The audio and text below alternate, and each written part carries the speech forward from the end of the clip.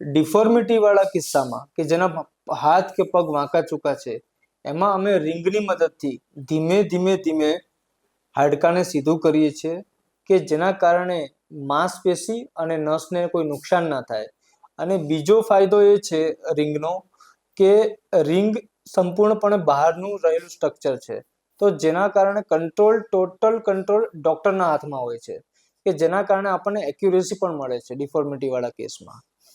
અને ત્રીજો પોઈન્ટ એવો છે કે જટિલ ફ્રેક્ચરમાં જ્યારે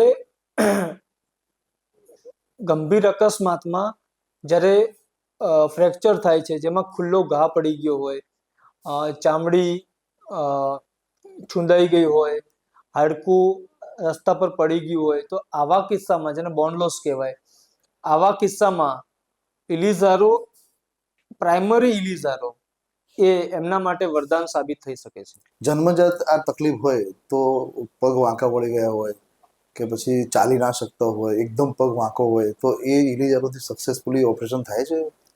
એ કરી શકાય. જન્મજાત જે પણ ડિફોર્મિટી થતી હોય છે એનું આપણે ઇલિઝારોની મદદથી ડિફોર્મિટી કરેક્ટ કરી શકીએ છીએ યોગ્ય સમયે.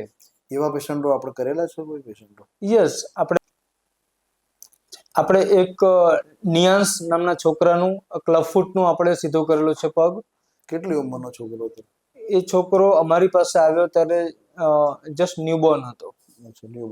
ન્યૂબોર્નના 10 દિવસ પછી અમારી પાસે આવ્યો હતો અને આપણે 10મા-12મા દિવસથી જ આપણે એને પાટા લગાવવાની શરૂઆત કરી હતી. આજે પરફેક્ટલી ચાલી શકે છે.